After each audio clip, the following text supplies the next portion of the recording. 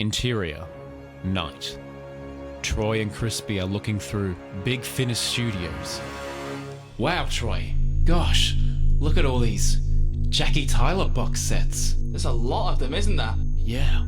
I mean, there's more Six Doctor box sets here than he had TV episodes. Yeah. Gosh. You know what, Troy? What? I really wish I knew the story as to how Big Finish got started. Wow, that's a really good question. And it would certainly explain how Doctor Who survived the 90s. Any idea where to start? This podcast. What? Yeah, it's not a Big Finish audio drama you're listening to. This is a podcast called Who's There? With your host, Troy Crispy. Welcome. Let's talk about how Doctor Who survived the 90s with the help of Big Finish Productions. Roll the intro.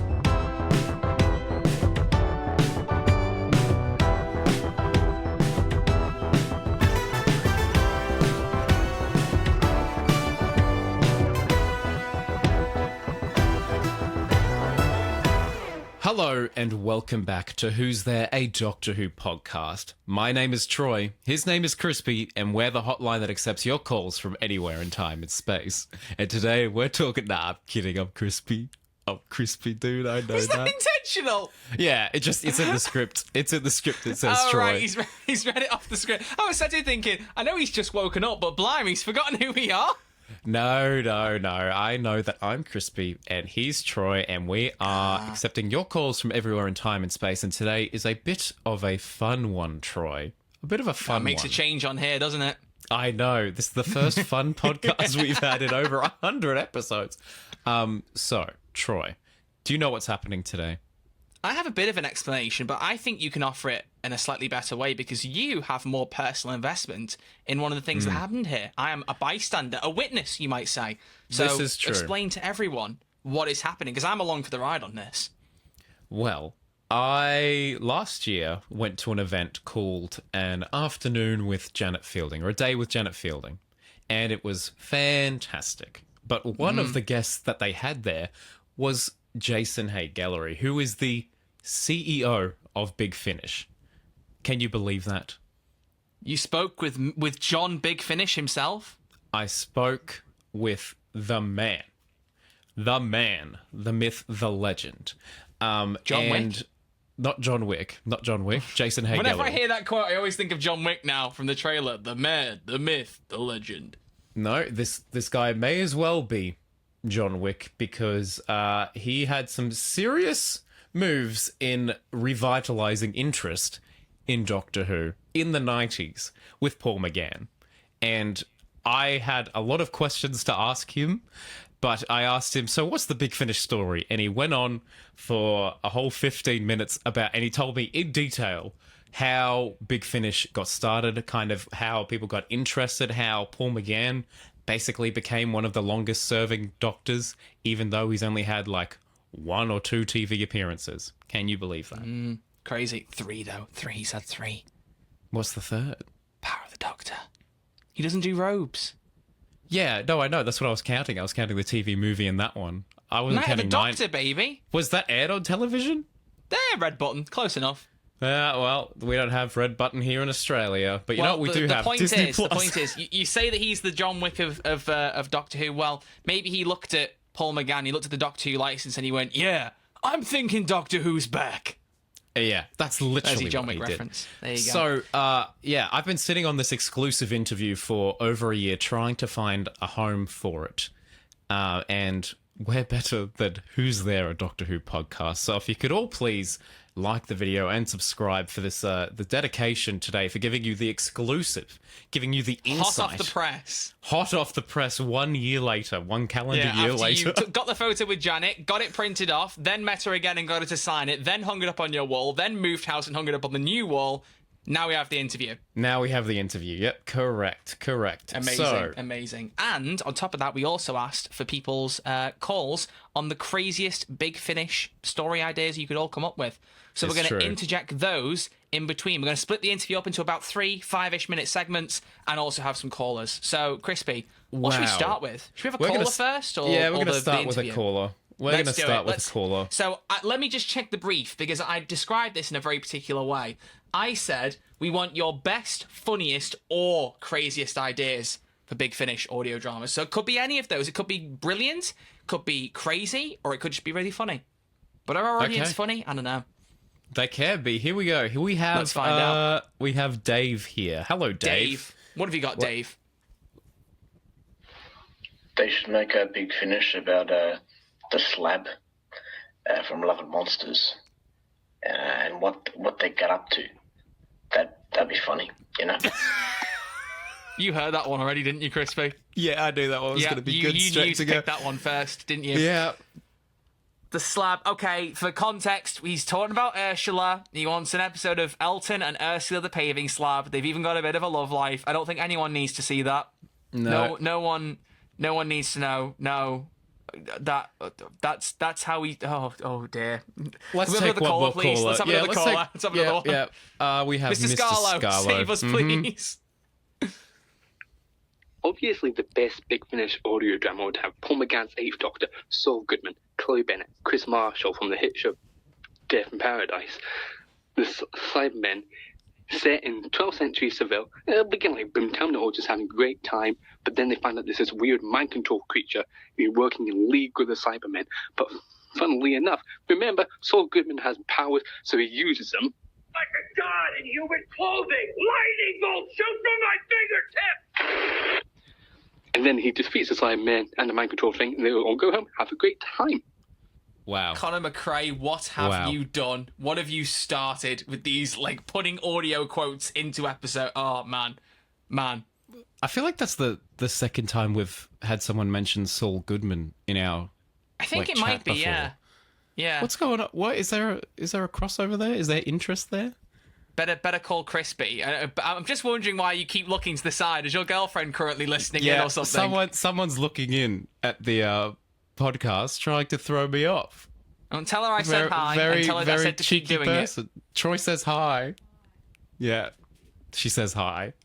Tell her I also said keep doing it. Make sure she hears the whole thing. No, she's run off now. All right, okay. Of course she has. Yeah, very convenient, folks. Anyway, so, sorry, it was the Eighth Doctor. It was Chloe Bennett, who is the actress who plays in Agents of S.H.I.E.L.D. I've seen her being mentioned. Quake. I've not seen Agents of S.H.I.E.L.D., but I know everyone really likes her. Yeah. Saul Goodman, and who was... there was one hell of a lineup there. And Chris Marshall. So from another Death in Doctor, Paradise. if any of the Betty shops are be to believe over the last 20 years. So... plenty of intriguing characters there. Very, very good, Mr. Scarlo. Or should I say, if you tried to pitch it to the man you're about to listen to, Jason Haigh-Ellery, I feel like you might get rejected. But I don't know. That's just a hunch. That's just a hunch. What a big finish to have for his feature in the episode there, Crispy. Sorry, mate. But hey, you want to know the story of Big Finish? Let's hear part one of this exclusive Heart of the Press interview. Jason Haigh-Ellery, hi, how are you? Very good, thank you very much. That's awesome. So I was just wondering, what is the Big Finish story? How did it start? Oh, right. I don't, you can just trim it down. You can trim it down. Well, Big Finish basically started in the early 90s. Big Finish was a production company set up to do a film for Sci-Fi Channel Europe. And it never happened. It was in development hell for 4 years. And it went through all these different versions of the script. The budget went from here to here to here to here to here to here. And at one point, they said, we want you to do a budget where we spend another 2 million quid. And all I did was put in a space battle. Because it was a sci-fi thing. I said, that space battle will cost 2 million quid. And because I was getting so fed up. And I couldn't go back to the writer and say, do it again, do it again, do it again. So we didn't. So that was a very despondent time in some respects. And then I had dinner with Gary Russell, who I'd known since I was about 15. And Gary said, we're thinking of going to the BBC and asking them if we could get the rights to do the audio versions of Doctor Who. And we need someone to do all the business side of things. And I said, that sounds like something I'd love to do. And I said, more than that, I've actually got a production company that's all set up and ready to go. And he went, great. So that's how that happened. obviously, as he has said many times before, Gary, in all the projects he does for me, he comes along and spends all my money. That's how he views it. We did an animated series over in Australia called Prisoner Zero for ABC, and that was Gary spending all my money again. And basically, we had that dinner, went to see the BBC. And the BBC said, "What have you done?" Now, what we had done, obviously, was a set of amateur Doctor Who audio dramas called the Audio Visuals. Now, I was a minor part of that. I came along, did a bit of acting. Very bad acting, I must say so bad. No. I'm not being... It was horrendous. And did sound effects and did a lot of other little things. But it was Gary who was pushing that forward with Bill Baggs and Nick Briggs. And we felt we couldn't really show them those because they were amateur. But we learnt a lot. The boys, Nick and Gary, had learnt a lot from it. And John Ainsworth. And... effectively, what we did was we said, well, if we're not going to get Doctor Who immediately, we will go off and do Beneath Summerfield. So we inquired about the New Adventure range of books and said, could we adapt these for audio drama? They said, absolutely, because they were looking for new things to do with them. And so we did the first 4, went back to the BBC, let them hear the first 2, and they went, oh, okay, we get it now. Yeah, they understand. We get it. It's good enough. The quality's there, etc. And that the recording of Beneath Summerfield was 25 years ago. This year. And it was released in September. Exactly. Oh, God, that's bad. And it was released in September 1998. And we went into the BBC and said, this is what we've got in mind. And they went, okay, we've got this now. And they said, fine, we'll give you a 3-year license. Off you go. Yeah. So we did the 3 years. Originally, we were going to do 6 productions a year for 3 years. And one every 2 months, basically. And we announced it in Doctor Who magazine. I did probably the best thing I ever did in terms of marketing for Big Finish through the whole 25-year history was spending the money to put a free CD on the front cover of Doctor Who magazine, which was called Talking About My Regeneration. And basically, we got in... we put in elements from the episodes. We did behind the scenes. I think we put an episode in there. I can't remember. Actually, I should know this. I think there were episodes. Yeah, yeah. End of part 1. Oh, dramatic. Yeah, So, Troy, what do you think of Big Finish CEO Jason Haigh-Ellery? What do you think of him? It's extremely funny that you said give me the trimmed down version. We've just heard the first part of this this answer. I mean, for one thing, I feel old. Him saying 1998, good grief. It's older than me. You're saying it's your age. It's older than me. He did this before I was born, mate. But really interesting. Really, really interesting to hear. And also, an animated series called Prisoner Zero. In Australia? Work, eh? I did. Yeah, it's fun. Maybe Moffat was doing some online research when he was coming up with his idea for the 11th hour and was like, "Oh, that hasn't been used in a while. Let's use Prisoner Zero." The show got cancelled because if it didn't leave every human's residence, it would be incinerated. Nice. That's really good.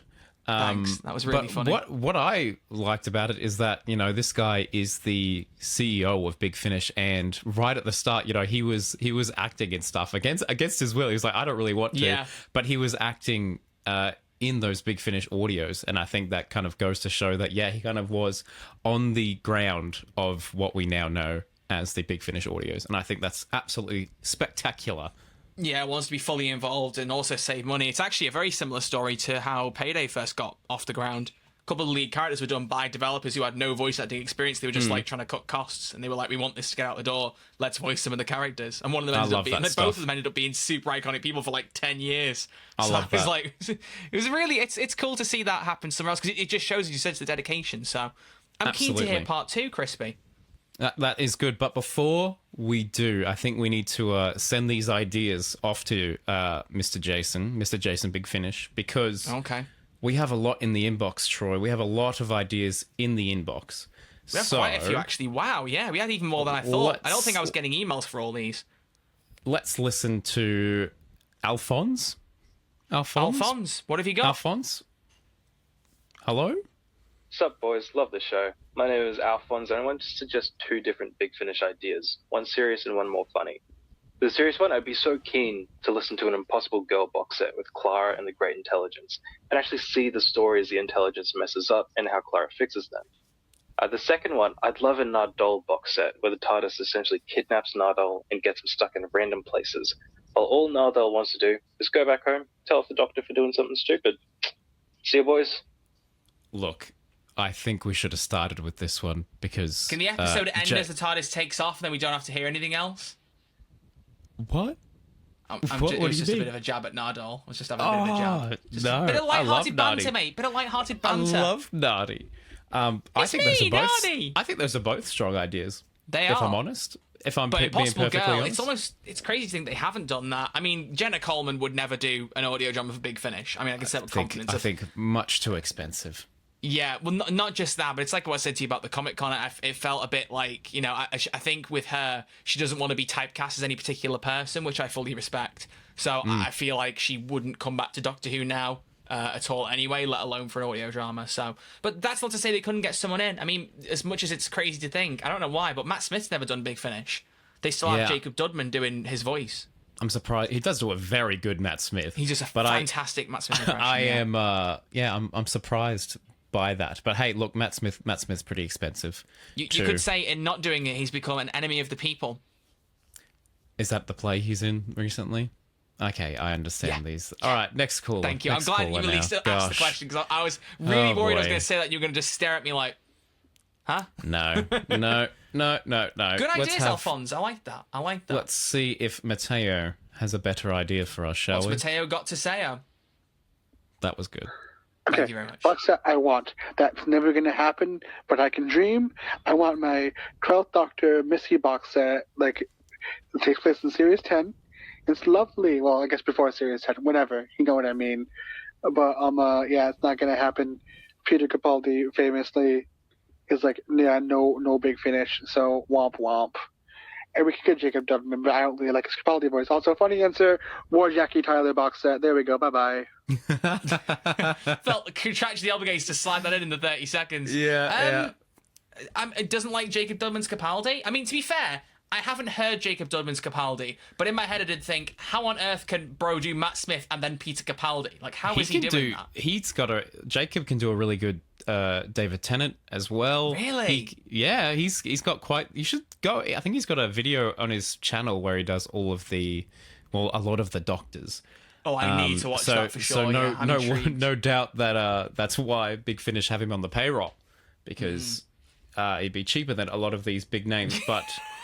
You know, for sure.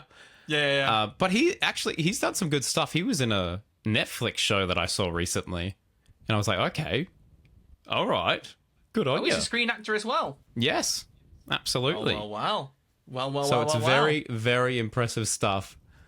Oh my god! Is your girlfriend trying to distract you again? She's doing some crazy dance moves outside my door right now. Can we not see these dance moves? Is that not? She's walking like an Egyptian. Ask her if she can do them on the podcast. Make it really exciting for the Apple Podcast listeners. No. She just got out of bed because I woke her up with my Doctor Who podcast that I do in the mornings. She not got to go to work today, no? No, Friday's off. Let's go.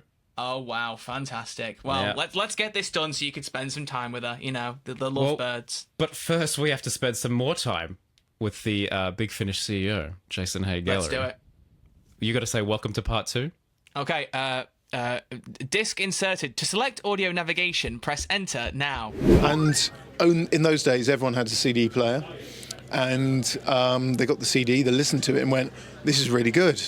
And our sales for Sirens of Time, the first one we did, were massive, far more than we ever expected. And in those days, no internet. So the orders were taken by telephone and right in. on slips of paper and saying, I would like to buy this copy, here's my check. Yeah. We didn't even have credit card facilities. And those were the days. And suddenly all this, I woke up one morning to this whole pile of posts that came in, and suddenly my office, because I'd been running a company, now there's many companies in the group now, but I've been running this company, and I said to the staff, we're going to get a few phone calls. Can you just write down the details and the credit card numbers and all the rest of it? And I came back into the office and they went, what have you done? Yeah. What have you done? It's like, what? It's like, we're inundated with calls. I was like, we're supposed to be doing a job here. It's like, sorry. So very quickly, I had to employ someone to actually deal with distribution within the first 4 or 5 months. The first 4 or 5 months I did it myself. And I was hand packing. If you received Sirens of Time from direct mail back in the day, that was hand packed by me. So we packed all this stuff up. I then got someone in to help us, and they were packing up, etc. Initially, all the boxes were in the hallway of my office. That became ridiculous. It then went into my garage. And then within 6 months of that, it was like, we need a warehouse. And it started to kick in like that. And it was such an exciting time, actually. It's interesting to look back on it now, because it's making me think about what happened. We didn't anticipate it being as successful as it was. And after the first 2 releases, Phantasmagoria being the second, I contacted Gary and said, we can't do these every 2 months. We have to do them monthly. And he went, wow. Well, that's the problem, because Gary was doing it part-time. He was being paid, but it was a part-time job, and he had another job. And it was like, what are we going to do? And it was like, you're going to have to go full-time. And he was like, right. So he became full-time. And within a short period after that, we got an office for him, because he then needed some people to work with him. And it just expanded and expanded. And then having done, we did about 13, 14 productions, and then we came up with the idea. It was Nick who suggested it, Dalek Empire, which was very successful, and led to Nick getting the Daleks in the TV show, because Russell heard them and was like, and when they came back to do the Daleks in Doctor Who, when Russell was there, it was like, get Nick Briggs in, just get him to do it. And so we got. We started expanding, and we thought 16 a year. Are they going to do 16 a year? It was 4 single discs plus 12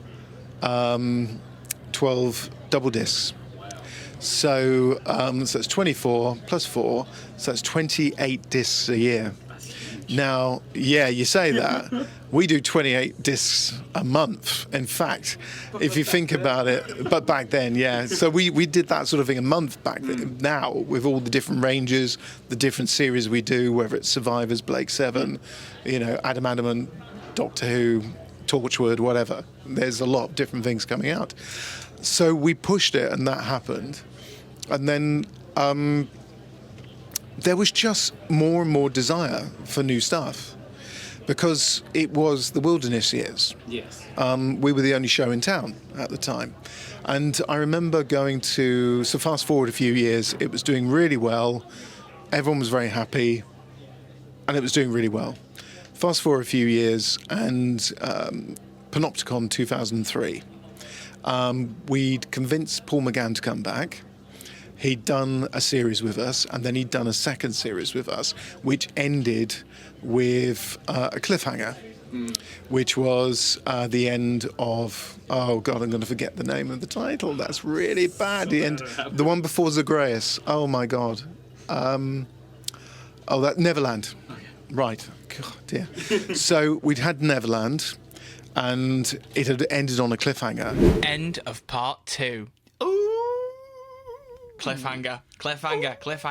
Like I made the call. It's not like you just paused it and went, I'm going to leave it on a cliffhanger. Yeah, that's a cliffhanger. Wow. What do you reckon, Troy? I mean, the biggest thing for me there was it finally answers the question of how the hell Nick Briggs was the voice of the Daleks, but also Big Finish, man. Like, how they... Because I imagined... I didn't know if he was CEO. I mean, obviously, now I know he's not, but I knew Nick Briggs was high up in Big Finish. Yeah. I knew he had, like, a lot of crazy decision, but I was like, did he get there as a result of being the Daleks in Doctor Who? That's one hell of a curveball. But no, it makes much more sense knowing that he was established with Big Finish, was doing a Dalek voice, and Russell heard it and went, we can't compete, bring him in. Like, that's really cool. I'm fascinated by that. I didn't know any of that. And just hearing how the operation's set up, just imagining it. And the other question I have, and I wonder this, is they have other stuff in Big Finish other than Doctor Who. As he said, like Blake 7, things like that. Those must do well for them as well, because I don't feel like I see them promote them as much as Doctor Who. I mean, they know Doctor Who's their big audience, so obviously they rein that in. But there's a lot of other stuff, right? Question. Like, they must be self-sufficient as well as the Doctor Who stuff, otherwise they wouldn't still be doing them. They could easily go full send on Doctor Who, it'd be the only thing they do, and then still make enough money, I would imagine, right? Surely. Maybe. Look, I think Doctor Who is probably their biggest range, but maybe I'm being biased. If you just... Yeah, well, look, there's a lot. They have a massive catalogue. Actually, it is insane. Yeah, Blake 7... Bernice Summerfield, the Avengers, not the Marvel ones. But they like, if you look, they have so many, and they've built such a catalog, and I think it's a real testament from the fact that they would set up a lot of this stuff in Jason's garage with all the orders, and people would send in their orders by check. With a check not attached. Even having credit cards in Don't full even have a circulation. credit card. Look, I just admire the dedication and the things that that Big Finish did for Doctor Who and kept it relevant and kept it mainstream. And as we'll find out in the final part, where we talk about Paul McGann really coming on board, that's when things kind of took off, and it's pretty exciting. It's pretty exciting. Well, come on, we gotta have some callers. I want to hear part 3. Who's on? Shall I pick one? I've not picked one yet. Yes, for sure. Let's have. You know what? Since he's inspired everyone, and we did just give him last week. I gave him the 1 minute license, and he's clearly already making the most of that. What masterpiece has Conor McRae cooked up for us this time? Okay, hello, Conor McRae. Why would I give one of my ideas to Big Finish when I can make it right now? G'day, mate. Welcome to Australia on the beautiful Sunshine Coast. What's your name? I'm the Doctor. Nice to meet you, Doctor. Now, what do you do for a bloody job? I'm a Time Lord. Oh, you're a Time Lord, huh? Well, maybe you can help me with some time stuff. Can you make it so that the shops stay open past 7 p.m. on the Sunshine Coast? I mean, I go to get a chicken parma, and it's 7:01, and the shops are closed, and I can't feed my starving kids and pet wallaby. It's tragic. Will the Doctor keep the shops open past 7 p.m.? Will Clara find a suitable man on the Sunshine Coast? All this and more next time on Doctor Who. No! Oh my gosh. He's got too much power. I think he should run the podcast at this point. No, mate, he should run Big Finish. Yeah, actually, good point. Good point. If you still got Jason on call, give him a ring and be like, hey, listen, I've got the perfect guy for you. Yeah. Get Connor on board. You want that new sound you were wanting? You want to end every Big Finish episode with Capaldi going, no! Wow. Oh, Connor. That was sensational. He cooked. Yeah, wow. Do you want another one before we Let's have another hear the one. final And I can part? see your mouse is hovering over that of Mr. Jeremy Duncan. So what has Jeremy cooked up for us this time? Hello, Jeremy. How are you? Hi, Troy. Hi, Crispy. This is my pitch. So there's a Dalek, and this Dalek has been assigned to study all encounters with the Doctor, to monitor the Doctor at every given instance, and it forms a parasocial relationship with the Doctor, and the Dalek starts to change. Whether there's some kind of defect or whether the Dalek really is hearing the truth of what the Doctor is saying is evident. Throughout the story, the Dalek helps him inadvertently in different ways. When the Dalek finally decides to meet the Doctor, which is a mistake, the Doctor just espouses hate towards the Dalek, and it does not end well. Anyway, there you go. Wow. I assume that was his Discord ping in the middle of that, right? I don't know. It could have been mine. Could have been you. You haven't got Discord open. It can't have been yours. Yeah, true. Wow. Well, that's going to make everyone freak out who has Discord. Hope you enjoyed that. Wow, that's really cool. Wow, okay. It's kind of like a very much an expanded idea on Into the Dalek, because at the end you feel like the Dalek kind of understands what the Doctor sees, what the Doctor's about. But I like the idea of a Dalek being assigned the task to study the Doctor and then end up falling in love. It's the story of River Song, really, but with a Dalek. Exactly. It is. It's like River Song mixed with Taskmaster from Black Widow. It's like a bit of both. It's like a mesh of the two. I like it. I want it. Make it happen. Wow. Again, call Jason. Speaking of which... To select audio navigation, press enter now. Welcome to the final part of the Big Finish story. You know, we'd had I won't name drop, but some very big actors and producers who were Big Finish fans who've gone on to do a lot of stuff. They'd said, "Oh, the relationship between Charlie and the Doctor is amazing," and it was such an amazing cliffhanger where he goes, "I am Zagreus" at the end of it, and you didn't know what's going to happen next. And we made you wait a year. Smart. Because it wasn't intentional, I don't think, but it was because we knew we wanted Zagreus to come out for the anniversary, and that was our 40th anniversary story. So the anticipation was there. And Paul McGann had never done a convention. And Paul didn't want to do a convention. He's very honest about this now, because he felt it wasn't for him. He thought you needed to be, because Paul's actually quite quiet, and he's quite, and he's a very lovely man, but he's very quiet, and he's quite he's quite private, and he's not one for doing great big interviews and all the rest of it. He never has been, and so he's like, "I'm not doing a convention. It's not me. It's for Sylvester." He always used to say it's for Sylvester. Sylvester's got this gregarious personality. He can get up on stage and entertain people as himself. That's not me. So it's not for me.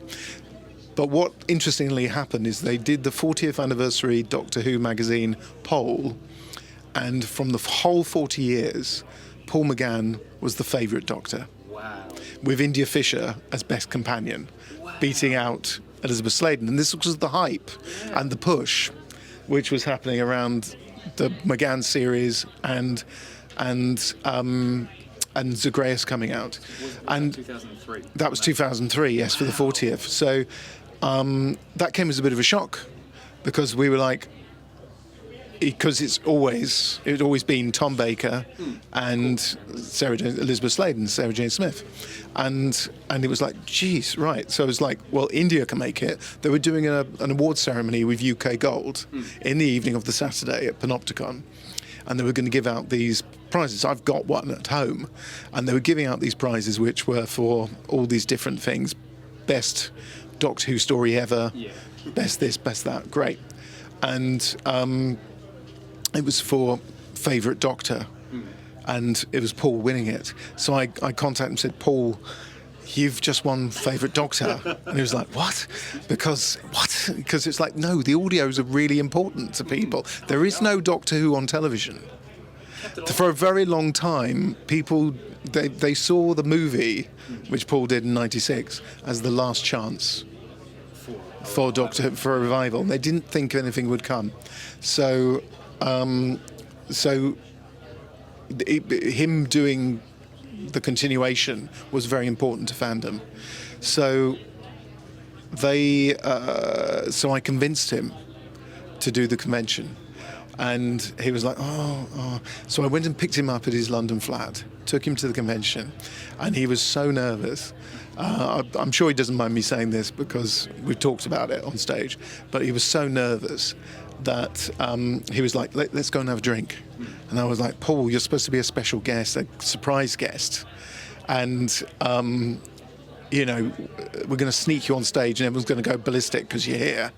He wasn't convinced that they really wanted him there. So he was like, no, let's go to the bar. What he wanted to do in the bar was not have a drink. He wanted to just bump into some fans just to see if they were like going to be. And obviously it's a bit like in this convention now, if Ncuti Gatwa turned up. Yeah. It was like, oh my God, it's the Doctor. It's the present Doctor, and they it was an amazing moment where he suddenly realised, oh, they really like me and they really like what I did. Oh, this is good. And then a very few people saw him in the bar. I was like, really shouldn't be here. And we went backstage, and then news went very slowly because there was 1,200 people there, and it got round a little bit, I think, that he was there. But a lot of people would be going, no, he's not coming. He said he'd never do a convention. He's not coming. So we were behind stage, and it was me, Paul, in India, and we got introduced and we came out, and they'd shown a video montage of stuff from the film, the 96 movie, and everyone was like, is Paul McGann here? And then we were announced and we came out and the whole place erupted, and I've never seen, it was like, a football stadium when you win, you slot home the winning goal. It was like, it was amazing. And I saw Paul go from really nervous, like, oh, are they going to like me, to walking on stage, and suddenly he was like, and he literally does that on the video. He was like, because he was like, oh, thank God, they like me. And that was the first phase of Big Finish happened during the Wilderness years, and that culminated in that night, I think, where, our Doctor, our companion, were on stage, and everyone was just so happy to see them because they loved what they were doing on the audio adventures. And and Paul still to this day is one of our best-selling Doctors because he's so well supported and so well thought of. And he will say himself, all my work is basically with Big Finish as the Doctor. That was the beginnings of Big Finish, from getting the license, putting an advert in Doctor Who magazine, putting a disc on 2000, and culminating with us being at Panopticon in 2003 and looking out and everyone being so happy that Paul and India were there. And it was funny because India once said she didn't realise how much people were buying into her character and how supportive they were of her until that day. Because she felt that made her an inverted commas proper companion, because she was like, oh, they do get this and they do want me to be here. So it was a very cathartic moment. Now you can't stop Paul from going to conventions. He's everywhere because he really does like it, because he's a very personable person, but he's a very private person. But he likes the fact that people like what he does, and he will go and he will chat about it, which is lovely. So there we go, the beginnings of Big Finish. Thank you so much, that was perfect. We'll wrap it there. End of final part. Crispy, I got to be honest with you, how have you sat on that for a year? How have you managed this? I honestly don't know. I intended very much to make a video essay out of this, but then it was around the time I stopped doing video essays. And so I don't know why I've been sat on such a gold mine of an interview, because I kind of forgot how insightful that was. What? I'm just sorry, I'm really distracted. I was listening, but the video finished on our screens and it's reset to the start, and it's just Jason staring down the barrel of the camera. Yeah. He's looking into my soul. He's looking at you. If you can, I don't know if you'd be on the video version, just show the picture I'm seeing right now. I'll show the opening just him frame. Looking like this with the mic. Just that's staring funny. Me in the face. Because the funniest thing is, it's just over my microphone from where I'm sat. So it's like he's peeking over my microphone. He's took a snip of it. Thank you very much, sir. But that's fascinating. And the thing I just said to you while we were watching that there, especially with India Fisher saying, she felt validated by actually seeing the audience response, reminds me so much of Mandip Gill when she did her first Comic-Con with Jodie and she had her panel. I think it was the one she did with Jodie, where she basically just said, it was like she finally got to see that what she'd done had meant something to fans. I mean, especially for their era where it was flamed by so many people, her saying, all these people came out to see us and tell us what our work meant to them. It really validated it for them, and she's done several conventions since. Like, it's a tale as old as time, as they say, and it's cool to see it happening even back in 2003. But the idea of Paul McGann being nervous for a convention, I love that. That whole story is so beautiful and so poetic. And yeah, we have to remember that Doctor Who was off the air, and at the time, Paul McGann was their current Doctor. I think he needs to go to the doctors, to be fair. He needs to get his spine looked at, because carrying Doctor Who for that long will not have done his spine any good. You know what? I hear it's still acting up today.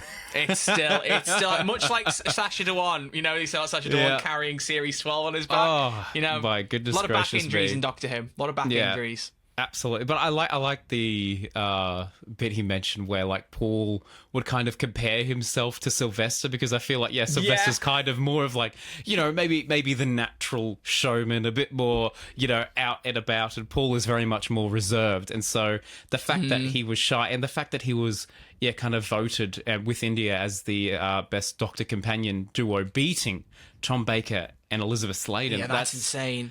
That is crazy. And what an honor and what a testament. And, like, well done to Jason, Nick Briggs, and everyone at the Big Finish team at the time, because you really did make an impact. You really did make an impact.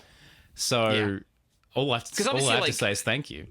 Yeah, recency bias can only get you so far. You'll have some people who say, oh, well, a lot of those votes because he was the one putting out content and everyone was listening. But, you know, it's got to be really good, and he's got to be carrying the franchise to be voted the best Doctor, like, to outweigh the popularity of Tom Baker. Recency bias can't do that alone. Like, that is a testament to the quality of what they were putting out, which I think is really cool.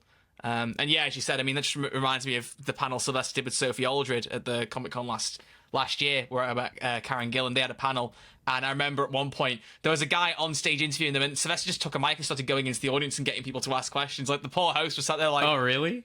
Why am I even here?